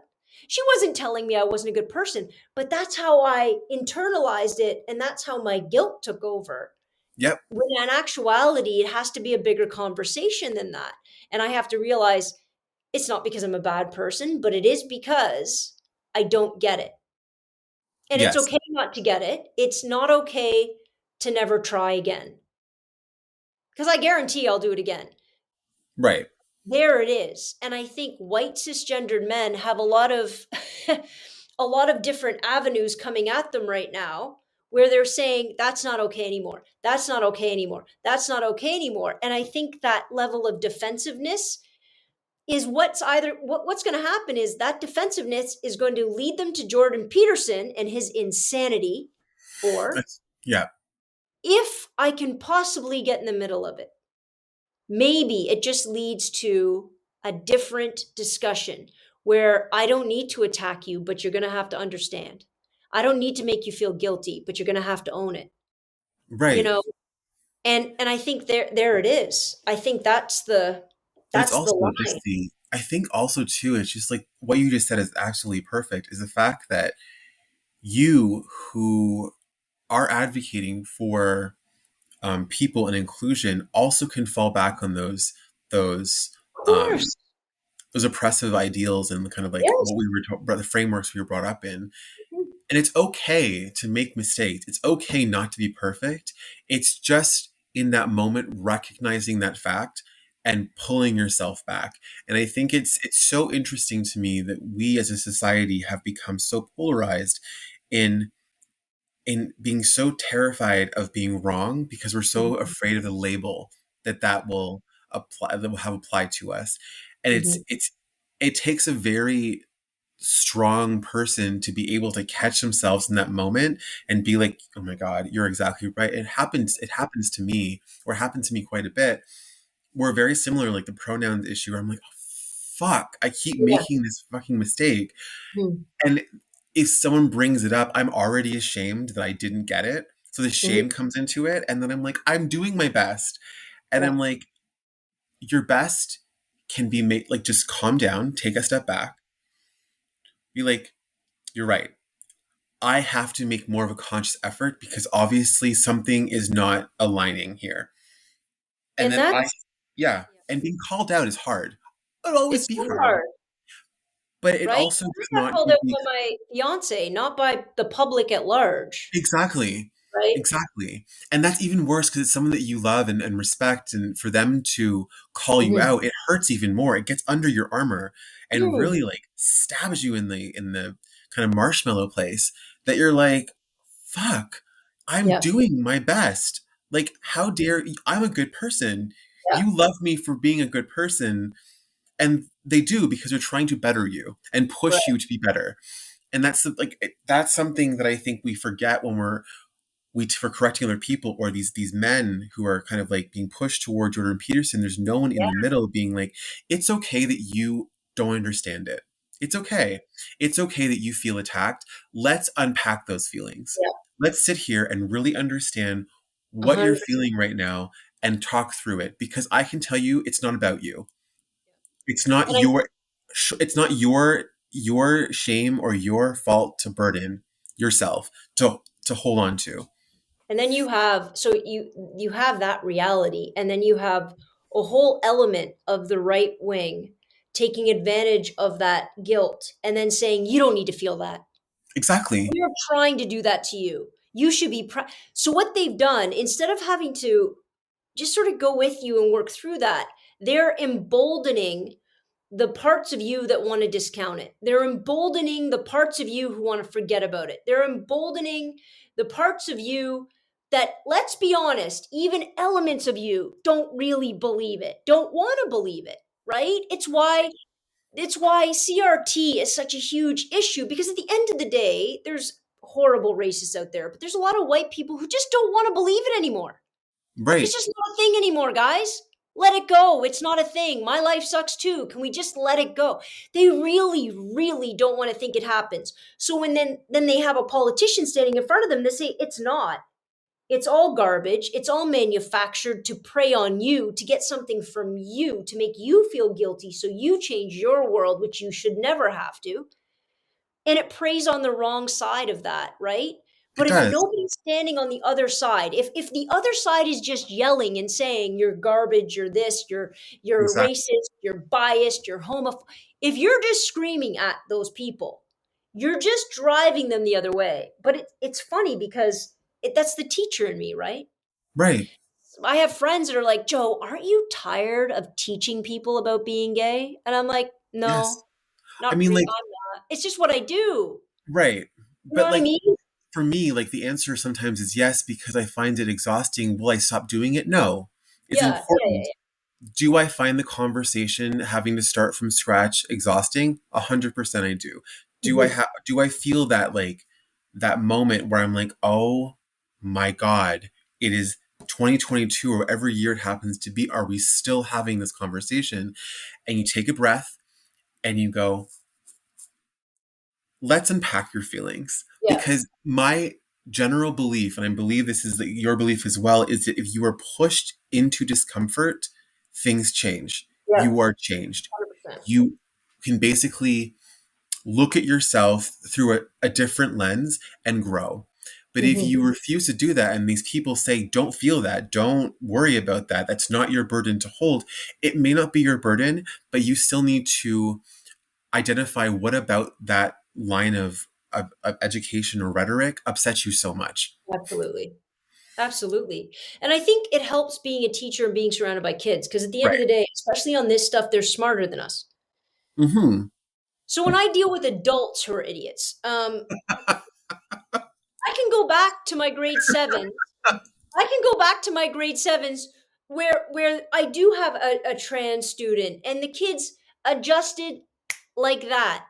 Right. Adjusted like that. No question, no teasing, nothing. Just that's their name now. Moving on with it. What else can we do with our day? Can we have do we have to do gym? Do like so I'm surrounded by that too. And so I see all the good coming down the pipe. And it's like the adults, okay, well then I'll take are you a boy or a girl for the 800th time when they ask me or whatever. Because kids, and I've seen such an amazing transition in 20 years. I really have. For Mm-hmm. people that say we're going backwards, okay, we might take a couple steps back.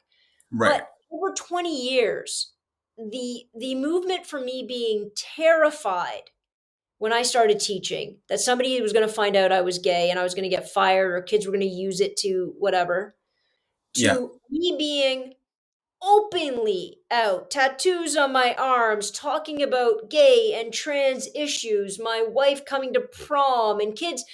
It, that's not a long period of time for No. me to feel very differently about the world I live in.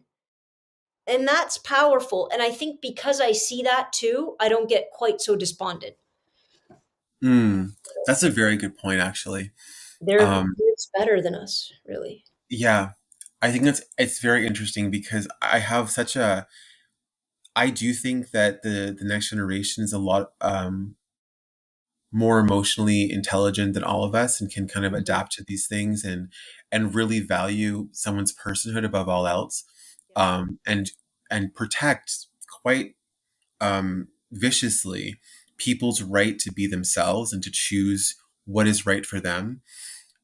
But I do think that there is a small sect of, I would say, Gen Z, kind of like edging the line of millennial and someone in their 20s right now, I think has an intolerance for context, over why things are the way they are, why people feel the way they do. And there is um, I do think, and I see it on TikTok a lot, and also social on Instagram and all social media really, is that there's this belief, at least in this kind of like 10-year gap of people or 10-year kind of like span of people, of who are kind of very leftist, who are fighting on actually both sides of the, I won't make it a political thing, but there's no understanding of why someone else feels the way they do. It's Mhm. just that they're wrong. And Mhm. it's a period after that. It's not a comma, it's a Uh-huh. period. And there's no education on the side of that. Now that could be a very like sweeping generalized statement. I'm sure there's nuance in both sides. But from what I see in the people that we give are people that have a lot of followers, are what you said. They're very much black and white. And it's an And that's extreme on one because side. you're talking about early 20s, right? Yeah. Because they're stupid. Look, something happens to us at our early Oh my 20s. God. It happens to all of us. It happens to all of us. Here's what happened. Joanna, When we we're can't be like the kids, same human being. We have to be when, different. when we're kids, we're not judgmental. When we're kids, we just get it. And as generations change, they get it even more and more and more. We grow into kids and young adults, in especially in that early 20s where we're at university and we think we're the shit. We know everything. Everybody else is wrong. I just read Karl Marx for the first time, or I just read Catherine McKinnon told me what feminism truly, I mean, and I just stand so firmly in that because we have yet to have real life experience that throws all of those binaries and black and whites into shades of gray. Right. And that just comes with, this is the unfortunate reality, is it comes with the bumps in the road of crappy relationships and crappy jobs, and getting changing houses and changing roommates and moving countries and getting a wider sense of reality, because that will shift, come your 30s. But I think that's an incredibly important time. And that's why, again, guys like Peterson drive me insane, because they're professors, right? Because they hold Right. these kids captive. And because a guy like him is going to make you love him and believe every friggin' word he says, or discount him and discount every word he says. You're both wrong. Right. But in 20 years old, that you think that way. You think you've got it all figured out, and that's what makes you stupid. You're not stupid because you're somehow, ignorant, or you're stupid because you've decided this is the limit. I all of a sudden feel like I've learned a lot, and that's all I need to know to understand the world I live in, right? So you make a lot of absolute statements. I try to make no absolute statements Yeah. ever. I really try, because I'm always wrong. If I make one, somebody's going to say you're wrong here, Right. and so that just comes with age. But that's the one thing I absolutely love. I think that the thing I value most about kind of like watching your page and kind of like taking in their videos, it's more of a conversation than anything else. You invite people to have a conversation to learn more, and I don't see that a lot on TikTok. I don't see that push to have a middle ground found, or for someone to be pulled back from those kind of very extreme beliefs Yeah, toward a more middle ground or yeah, toward more your side, simply due to the fact that you're interested more in them unpacking some of those um, stereotypes or ignorant thoughts they may have. And then yeah. you're also open to being And mine. changed as well.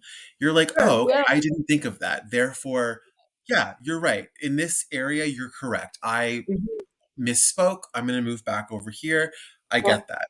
And that's something that I find so interesting, because people are willing to teach as long as the people they're teaching don't talk back, Yeah. and don't try and sway them one to one Yeah. side. Don't want to. Right.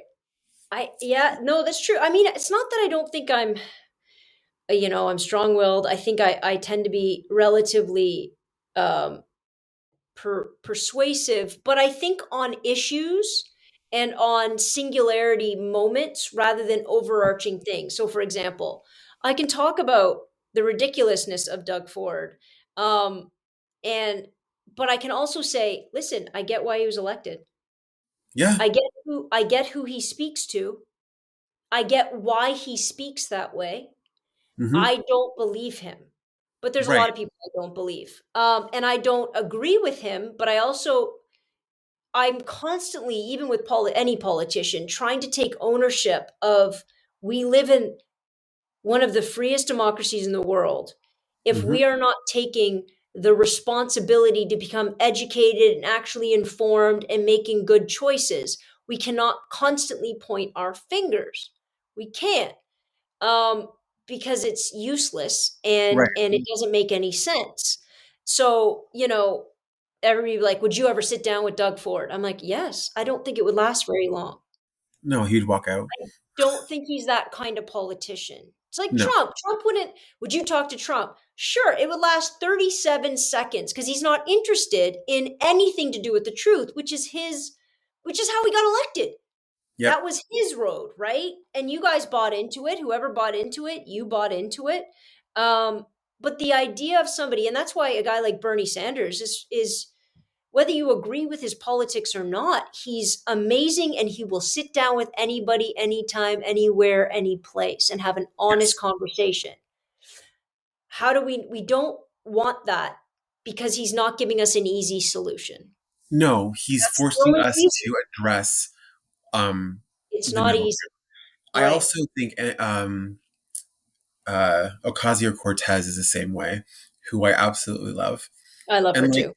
she's absolutely fantastic, but again, she's very willing to have that conversation, and it's people don't like that because it forces them to look for the answer themselves, and that's I, not an easy thing to do. yeah.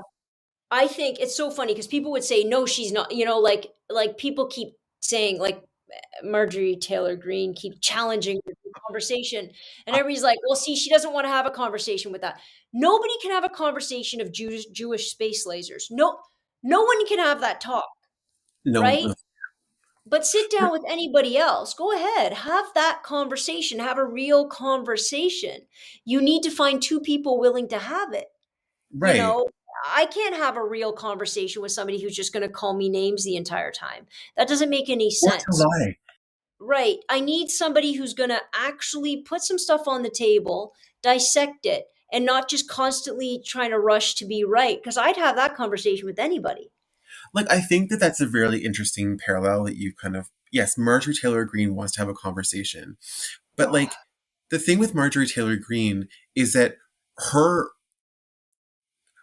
well, one, she bends the truth and lies, but also she doesn't, there's no willingness to admit that she is wrong or was at fault or perhaps doesn't have a full understanding or the right. full contextualization of a certain issue. Like she comes into it knowing that she is the expert and is backed up by other people who believe the way she believes, Exactly. but it has no willingness to talk about issues. Right. It's very much that very black and white, you are just wrong. There you go. But again, It a is. lot of the conspiracy theories and this kind of this political um, I don't know, showboating, for lack Yeah. of a better term, 100%. Yeah. stops any kind of intelligent conversation because all they're doing is playing for the cameras. Like, 100%. And and they that's look on us, Stu. That's still on us. 100%. That's not just Exactly. on them, right? I follow Marjorie Taylor Greene on Twitter.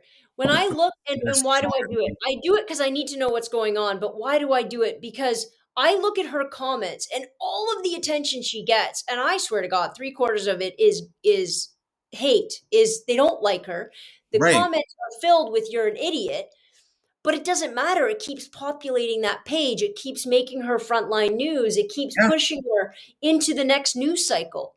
And that's what we've done, myself included. That's what we've done, If right? it We're makes not you interested in those conversations. if it makes you feel any better, you follow Marjorie Taylor Greene on Twitter. Back in the day, I went out and purchased every one of Ann Coulter's books to read Oh, what she thought. I needed to know. I needed to yes. understand what this woman believed. I read every single one of them, and people would be like, "Why would Why you are give you her doing that? money? Why would you support her?"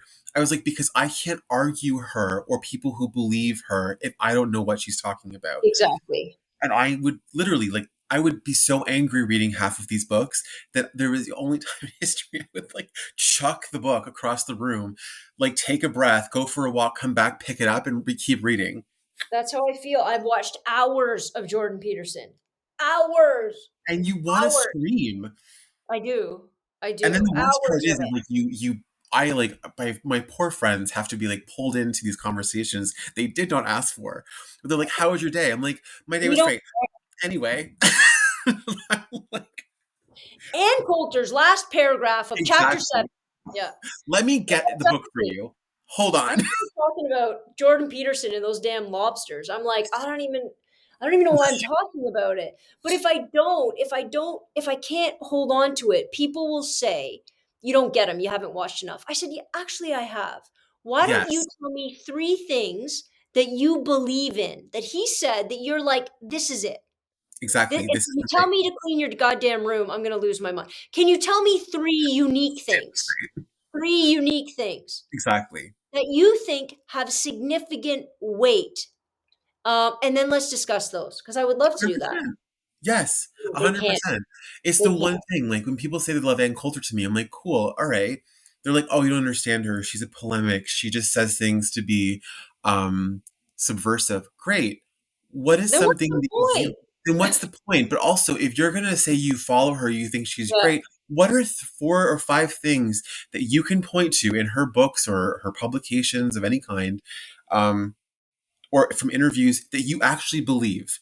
Because she has been proven many times to be factually inaccurate, Yeah. or to have bent actual events to serve herself. But if you read her books, oh my God, Joanna, honestly, if you read her books, like, she writes a paragraph and then she'll go back in the next paragraph. She will contradict herself in and I'm like, what mind are you spinning here? Because I'm going nuts. About who she's reading to, right? You have Exactly. to think about what is she trying to prove? How is she trying to manipulate? And how is she trying to bolster a very particular mindset? My problem with most of the right is I don't want to hear because God said so. Oh, if It I is hear a that, non-starter. no, I don't I can't do it. can't. I can't. And I don't ever want to be disrespectful of somebody's faith, but don't No, tell me that it should be any part in government. I think we should take it out even further than it already is. I think there should be no God in the national anthem. Take it off your damn money. I don't think we should have Christmas. I'm going to go all the way. right. I'm going to say let's work through Christmas. All the way. All the way. I'm tired of making Christmas dinner anyway. I'm done with it. Well, I'll first of go all, for I can't even it. cook. So, like, the fact that you make it at all is a testament to the person that you are. Because I would I'm order food just and then saying, take credit for it. we got to go all the way. And you can't have an argument with somebody because they said in the Bible, you start with in the Bible, we can't have a conversation. Because No, I'm we going to can't, say, and well, that's the in thing. Buffy the Vampire Slayer, here's what Sarah Michelle Gellar said, because that has as much, to me, not to you, truth in it. To who? But You can, it has as much merit in a political conversation than me pulling out different, exactly what you said, quotes from Buffy and being like, well, in Buffy the Vampire Slayer world, this is the lore behind that, so we can't there you have go. that. We got to Like, what use, are our laws and witches? here's the metaphor of a hellmouth. Here's what we're Exactly. not applying accurately to our consistent educational crisis. You would look at me like I'm freaking insane, as you should. But like I can't those conversations and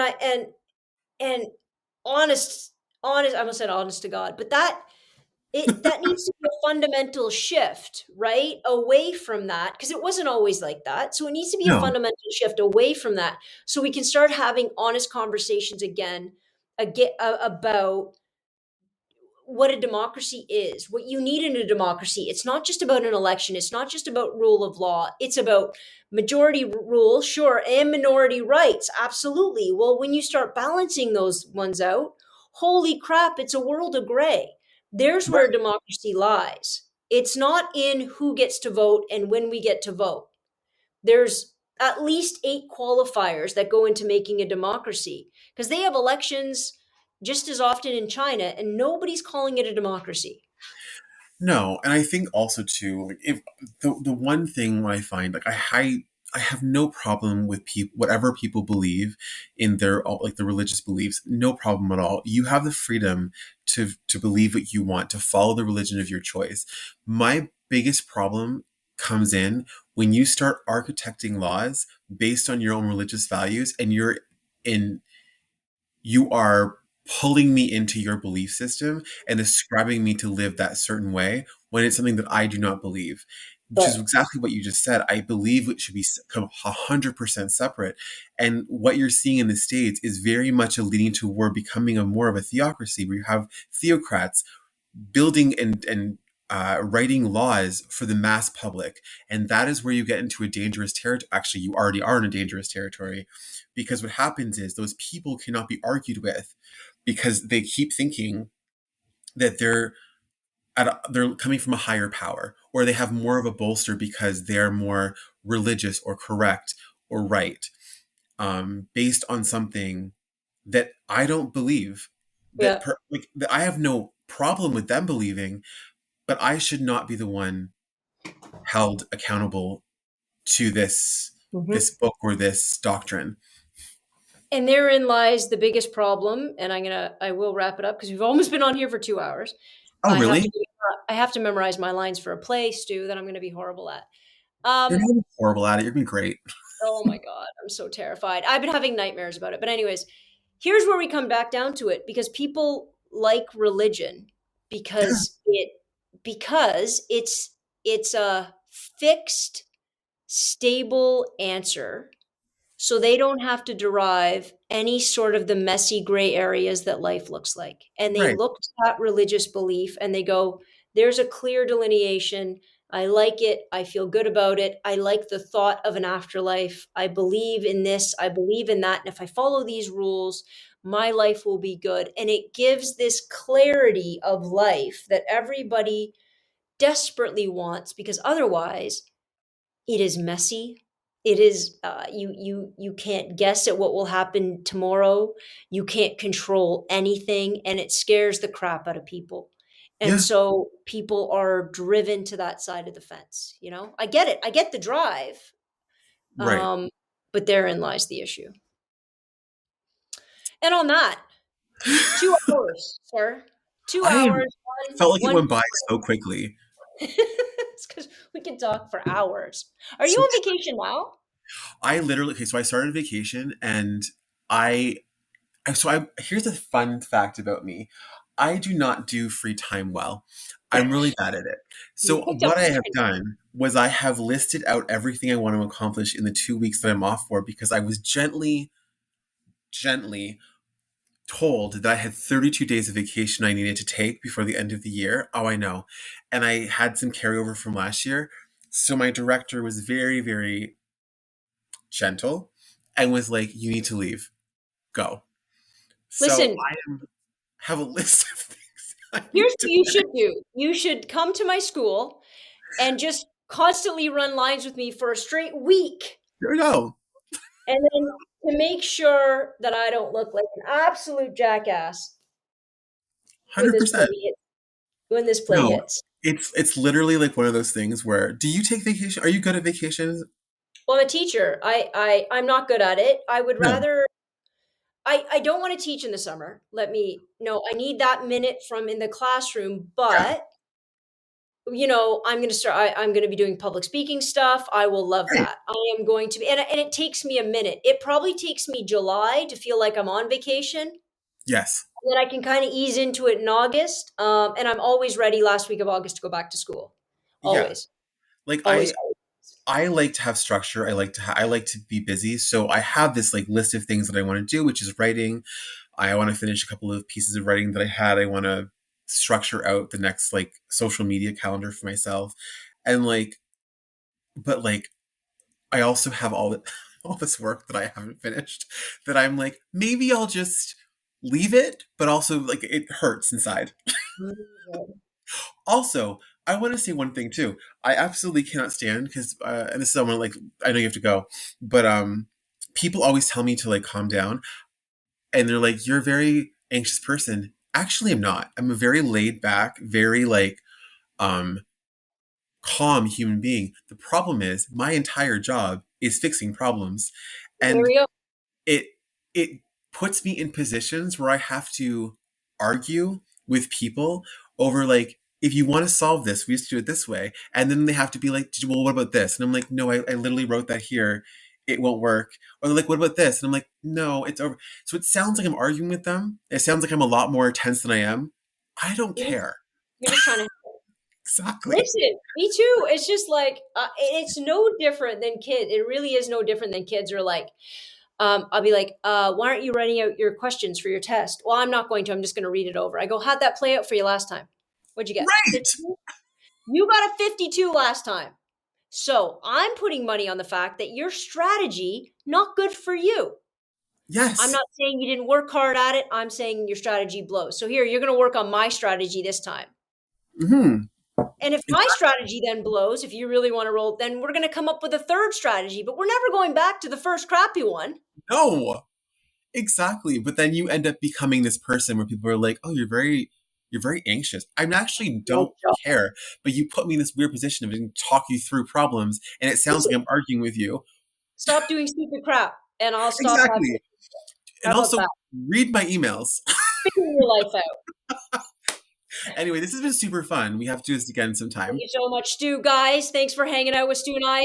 I mean, he's going to come back. He has 31 days of spare time. Maybe I'll try to occupy 15 of them by doing this. We'll see how Yes. many hours of footage we can get in. Guys, thank you for hanging out with us. We will see you next Yes. week, Tuesday. Same bat time, same bat station. Bye, Stu. Have a good day. Bye, you too. Have a nap. I will. Dismissed.